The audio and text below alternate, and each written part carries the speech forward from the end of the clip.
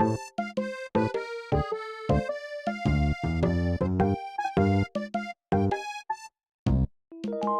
actualités animées de cette semaine, et il y a eu beaucoup de choses dont je voudrais vous parler. C'est un peu sur des sujets divers, parce que c'est des actualités un peu foutraques.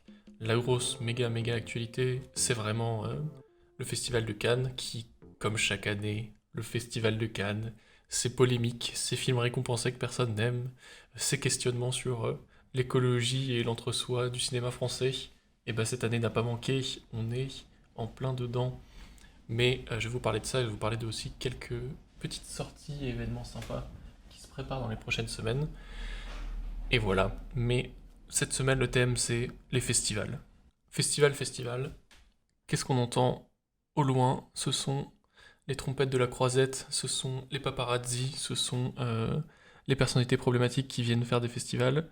Je vous avais parlé la semaine dernière de Adèle Haenel qui avait décidé d'arrêter de travailler dans le cinéma parce qu'elle ne se retrouvait plus du tout dans ce milieu qu'elle critiquait en long, en large et en travers dans une longue chronique, une longue lettre ouverte qu'elle avait envoyée à Télérama.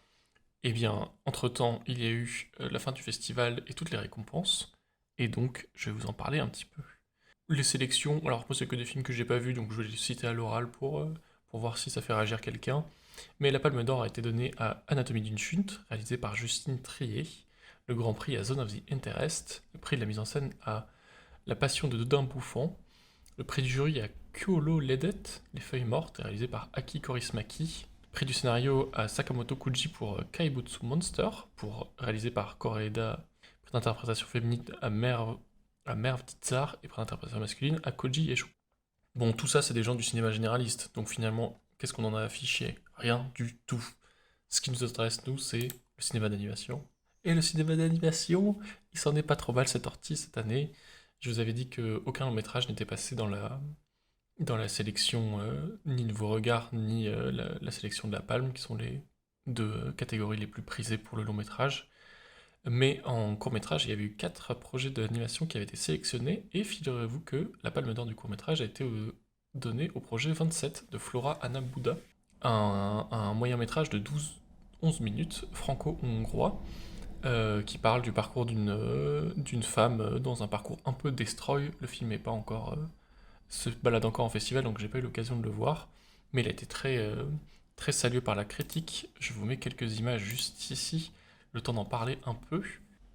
Évidemment, qui c'est qui est derrière? C'est Miyu Productions, Miyu toujours dans les bons coups. Je vous l'avais dit la semaine dernière dans mon dossier sur les courts-métrages.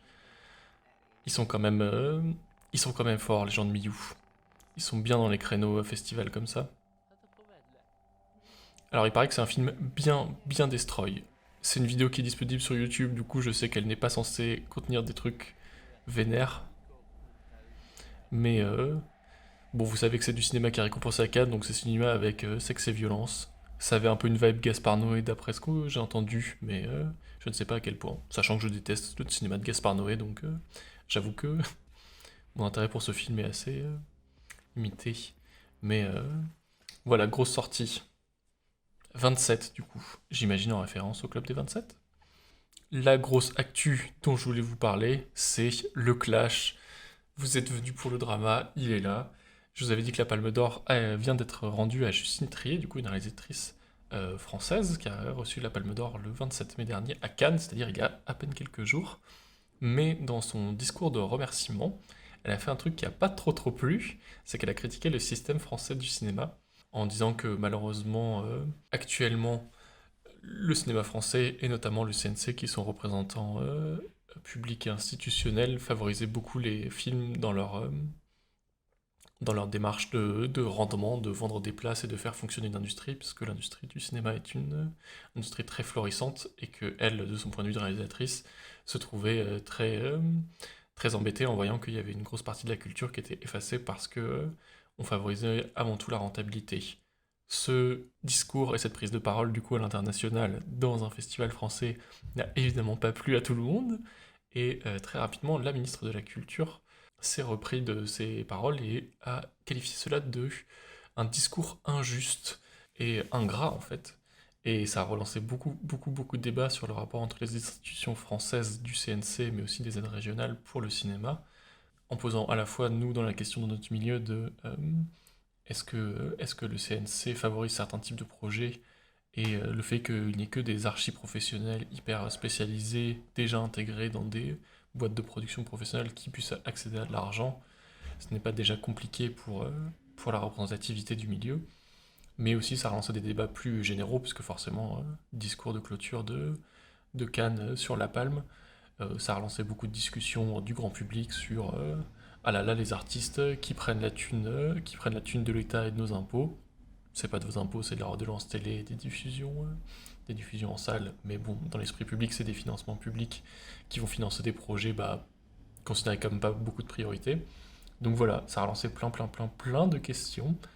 Et la question aussi, c'est que Justine Triet a dit que le pouvoir, donc le CNC et le ministère de la Culture, qui est en ce moment en train de baisser à fond les budgets de la culture, hein, on le rappelle, essaie de casser l'exception culturelle française. Alors cette expression d'exception culturelle française, vous ne la connaissez peut-être pas, mais ça souligne le fait que la France est un pays qui a une politique d'autorisme très particulière. On garde toujours un droit inaliénable sur nos œuvres, mais aussi qu'il y a énormément de financements publics français, européens et régionaux qui aident à alimenter un cinéma théoriquement riche, divers. Il y a même des bourses à la diversité au CNC pour vous dire à quel point on est divers et inclusif.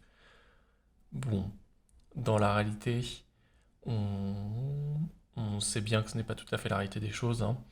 Il y a une grosse séparation dans le cinéma entre un cinéma industriel, populaire et grand public, et un cinéma plus d'artistes-auteurs. Et voilà, ça relance ce genre de débat.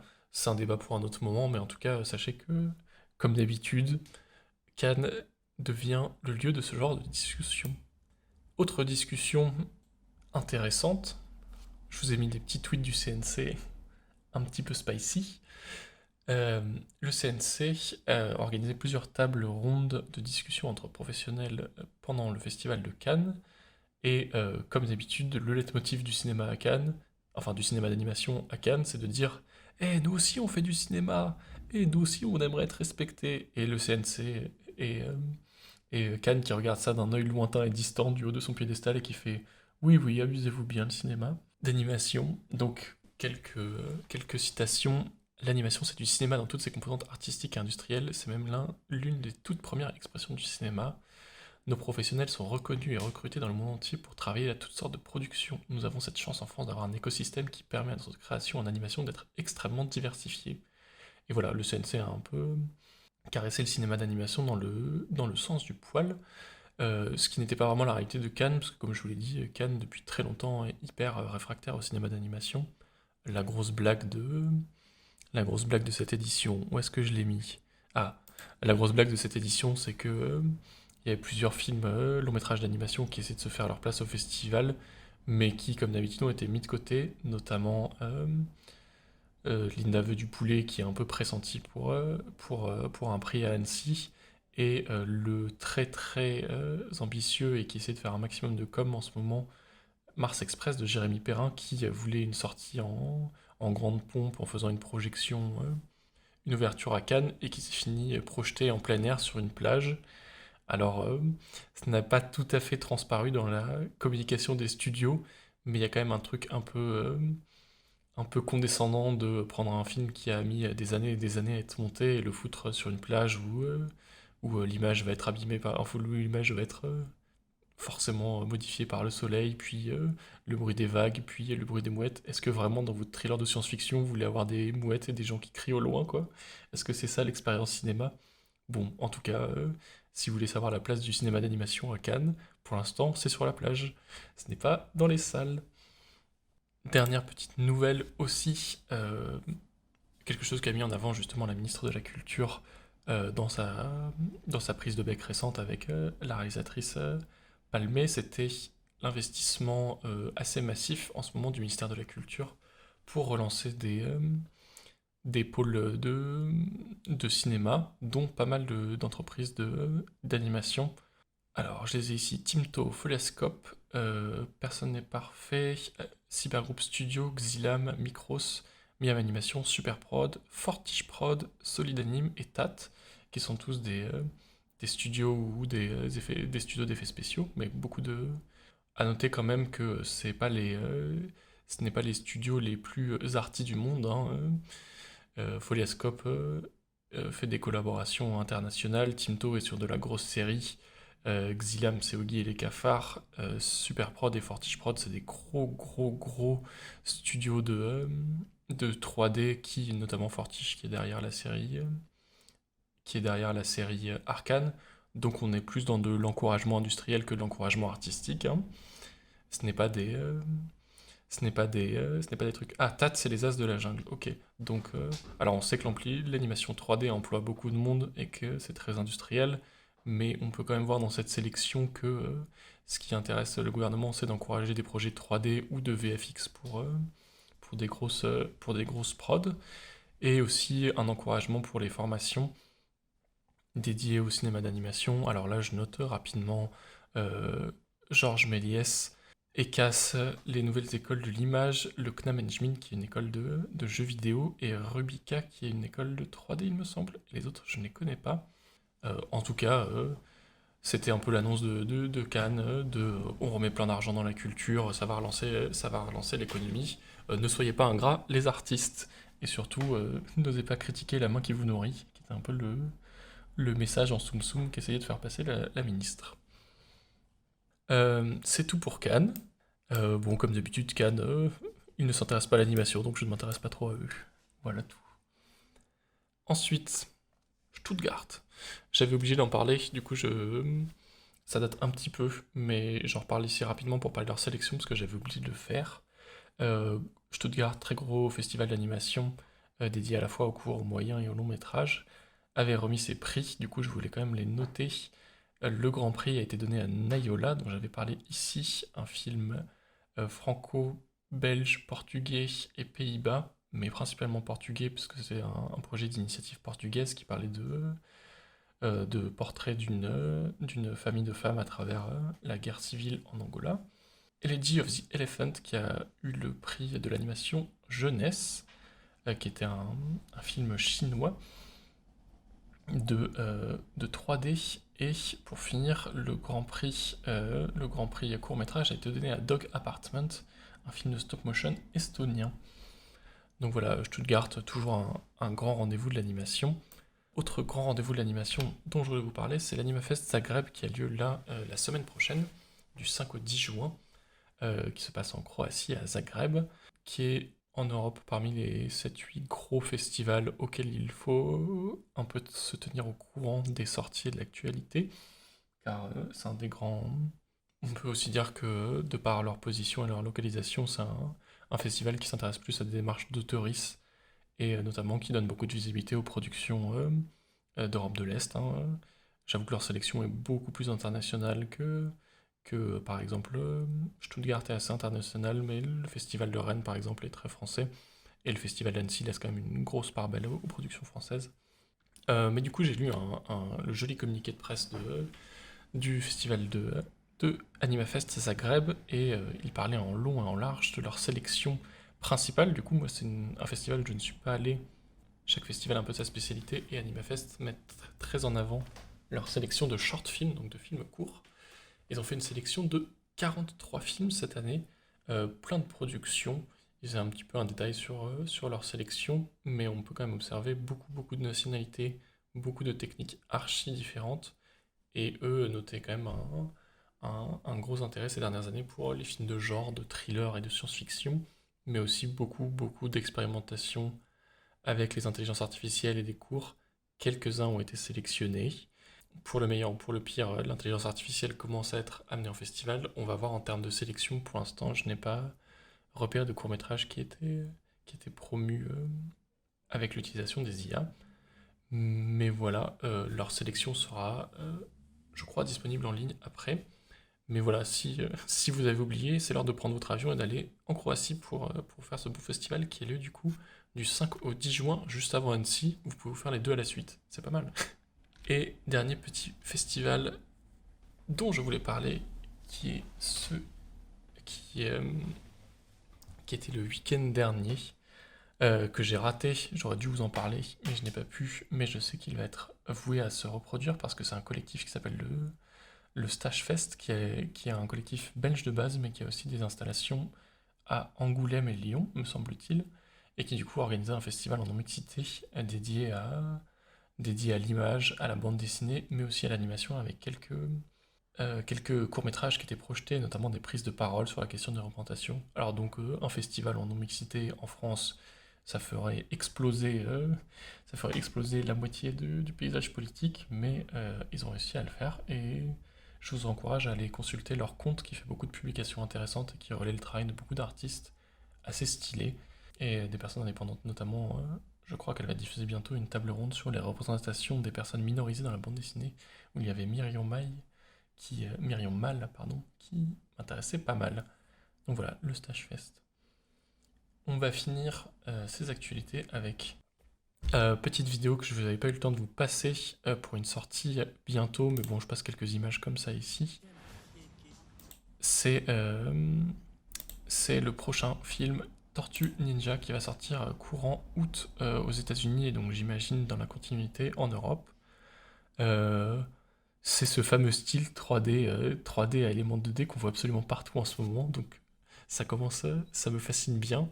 Alors c'est assez drôle parce que je ne sais pas la chronologie du projet, mais je vais vous parler juste après d'un autre film qui sort aujourd'hui, qui est tout à fait qui est tout à fait dans ce style aussi. Mais bon, les Tortues Ninja, est-ce qu'on a besoin de le représenter? Oui, c'est un comics grunge et underground des années 80 sur trois tortues mutantes qui se battent contre le crime, mais qui, au fil des années, a été transformé en dessin animé pour enfants un peu cool et alternatif, mais qui a perdu un petit peu de son mordant au fil des années. C'est un peu le même traitement que les Simpsons.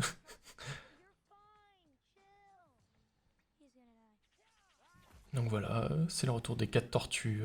Est-ce que j'ai leurs 4 noms? Leonardo, Donatello, Michelangelo et... je n'ai plus le dernier. Voilà, c'est joli quand même. Les effets visuels sont vraiment cool. C'est marrant parce que dans ce film-là, ils ont l'air d'être spécialement ados, mais genre pré-ados, quasiment.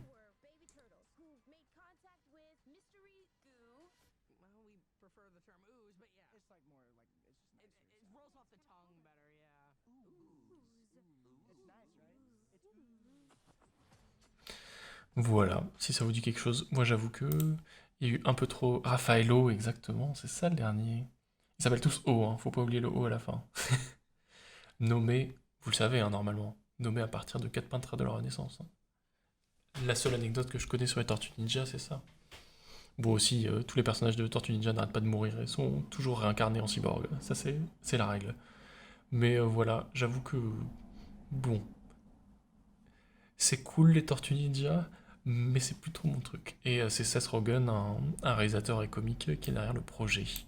Voilà. Autre projet, j'en avais parlé un tout petit peu dans une autre chronique, mais je voulais revenir dessus. C'était récemment le 100e anniversaire de Shigeru Mizuki. C'est 100 ans réel parce qu'il est mort depuis une dizaine d'années. Euh, mais c'était ses 100 ans commémoratifs. Si vous ne le connaissiez pas, Shigeru Mizuki, c'est un très très grand auteur de manga de la période 70 à 2000, qui est connu pour sa longue série Kitaro le Repoussant, qui est un des mangas cultes d'horreur et de fantastique de cette période-là, mais aussi pour des récits plus personnels comme Non Non Ba et d'autres œuvres. Moi j'aime particulièrement son trait et son dessin avec des personnages toujours très, très simples et des décors extrêmement complexes. Il est connu pour avoir quand même remis énormément au grand public des univers de yokai, donc de fantômes japonais, et des univers un peu alternatifs comme ça. À l'occasion de cette date anniversaire, du coup, plusieurs projets d'animation ont été lancés. Ce n'est pas la première fois qu'il était adapté en animation parce que dès les années, je crois, 70, Gegege no Kitaro, car c'est son nom japonais, avait été adapté.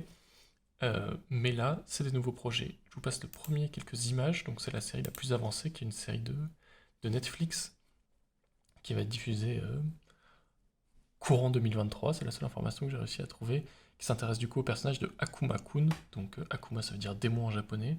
Ce soir, je vais vous embêter avec des trucs japonais, désolé.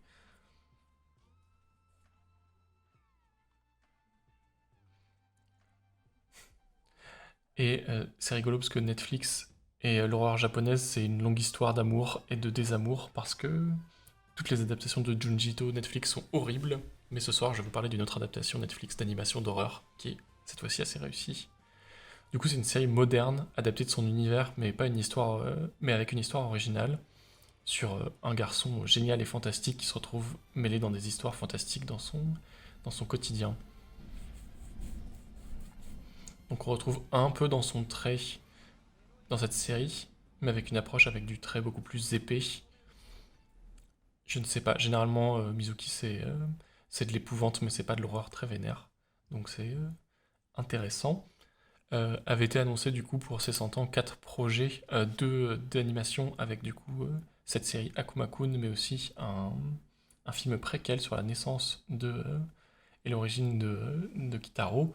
Donc là vous avez un petit premier visuel du film qui a l'air cette fois-ci beaucoup plus vénère et sanglant. Et à droite, je vous ai mis, parce que ça m'amusait, une petite image de l'adaptation en spectacle de théâtre de Kitaro le repoussant. Alors c'est marrant, il a un petit truc de. Il a un petit tic visuel rigolo, c'est que Kitaro il est borgne parce qu'il a perdu son œil à sa naissance, mais en fait son papa s'est réincarné dans son œil. Du coup, toute la série où vous voyez son papa qui lui parle, c'est un œil avec des petits bras et des petites jambes qui se baladent et qui lui raconte sa vie. Et du coup, il est toujours représenté avec cette espèce de mèche un peu rebelle sur son œil. Mais c'est un peu une habitude de, au Japon de transformer des séries archi sérieuses en spectacle de théâtre. Hmm, Bon, moi j'en ai jamais assisté, mais c'est toujours assez amusant de voir des univers tellement de genres réadaptés au théâtre. Et bon, et les Disney sur glace ça existe, mais je trouve ça toujours amusant. On reste un tout petit peu dans l'animation japonaise avec une autre série que j'adore qui va être adaptée, la série Glouton et Dragon, ou Dungeon Meshi, en anglais si vous préférez, de Ryoko Kui, qui va être adaptée en série d'animation. Dungeon Meshi, c'est une saga que j'aime bien, parce que c'est dans des univers de fantasy assez classiques, qu'on a dans l'animation japonaise, des univers très, très jeux de rôle, donjons et dragons, avec des humains, des elfes, des nains et des hobbits, enfin des alphelins là dans Glouton et Dragon. Mais le parti pris un peu rigolo de Glouton et Dragon, c'est que c'est des aventuriers un peu fauchés qui s'aventurent dans un donjon un peu trop dur pour eux, mais qui ont tellement de pas de fric qu'ils se mettent à manger les monstres du donjon après les avoir combattus. Et du coup, c'est un espèce de mélange de fantasy héroïque, mais pas trop, avec beaucoup de gags et d'expérimentation graphique. Et notamment, c'est un dessin absolument sublime et toujours très très inventif, Glouton et Dragon, puisque chaque tome environ, il rencontre des nouvelles espèces qui ont une nouvelle manière de se battre, mais l'autrice doit aussi réfléchir à comment les battre, mais aussi comment leurs capacités physiques peuvent se transformer en un plat. Donc, il va y avoir des sirènes qui vont être transformées en sashimi, il va y avoir des animaux, des loups-garous qui vont être transformés en bon beefsteak et ce genre de choses, ou des champignons qui vont être transformés en fricassé de champignons. Et donc, c'est assez chouette, c'est une série qui en est son tome 12 ou 13 en France et qui est encore en cours de parution et qui vraiment moi je suis tome par tome et les derniers tomes sont vraiment absolument fous en termes de dessin. Je vous mets quelques images. Moi je suis un tout petit peu déçu par les images de l'animé parce qu'ils avaient sorti une pub il y a 2 ans pour la sortie d'un tome où tous les plans étaient méga méga animés et celui-ci on sent que c'est un peu plus l'esthétique de série donc ça a été simplifié. Donc par rapport au dessin original de l'autrice, on perd un petit peu mais bon c'est le parti pris de l'animation après. Il faut que ça reste facile à animer.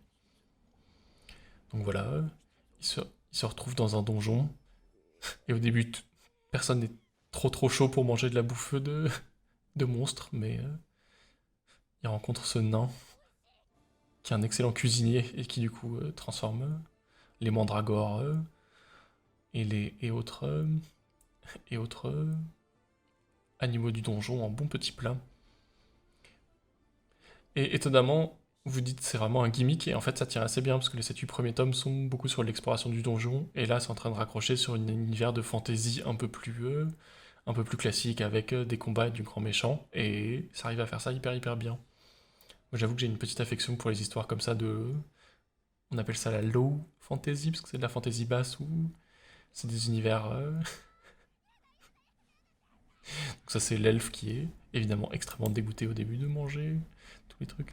Mais voilà, c'est des univers un peu très très haut en couleur, mais dont l'essentiel de la saveur de chacun des chapitres, c'est quelle nouvelle bestiole dégueu ils vont trouver et comment ils vont réussir à transformer ça en un plat appétissant.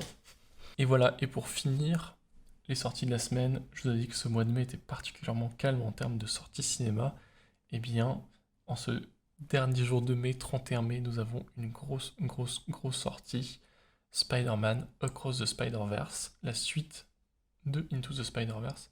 Film qui, dès sa sortie, était ultra culte, qui a été un très très gros succès, et qui revient du coup pour ce film numéro 2. Je vais vous repasser les images. Je pense que vous êtes déjà à peu près au courant du projet, hein.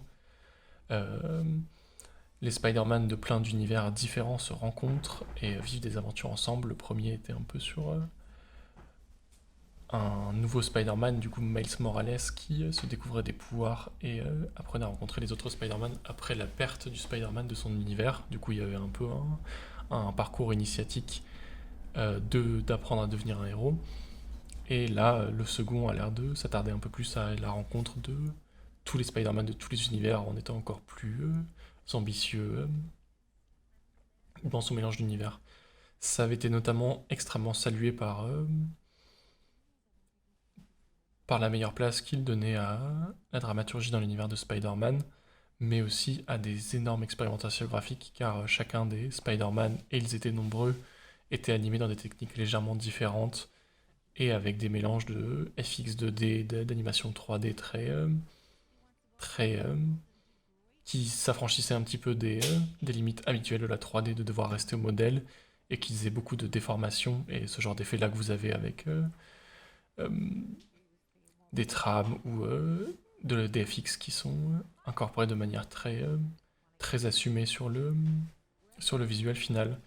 Donc voilà, dans le 2, ils sont projetés dans l'espèce d'association de tous les Spider-Man, et ils vont vivre des aventures là-dedans. Je ne vous spoil pas trop parce que les derniers trailers qui étaient sortis étaient hyper spoilants. Ça sort aujourd'hui, la suite des aventures. On en parle beaucoup parce que cette recherche graphique, qui a été un gros succès pour Into the Spider-Verse et qui était aussi un gros succès avec League of Legends Arcane de Fortige Prod, est en train maintenant de devenir le maître étalon. Principalement en ce moment, c'est DreamWorks qui sont hyper forts avec le dernière sortie de Bad Guys et du Chapeauté 2 qui faisait ça aussi très bien. En ce moment, c'est un peu le concours de qui va réussir à faire aussi bien que Into the Spider-Verse. Donc on va voir si Across the Spider-Verse réussira à faire aussi bien que Into the Spider-Verse. C'est le mystère de la semaine. Voilà, c'est à peu près tout pour les sorties et les nouvelles de cette semaine. Je crois avoir à peu près évoqué tout.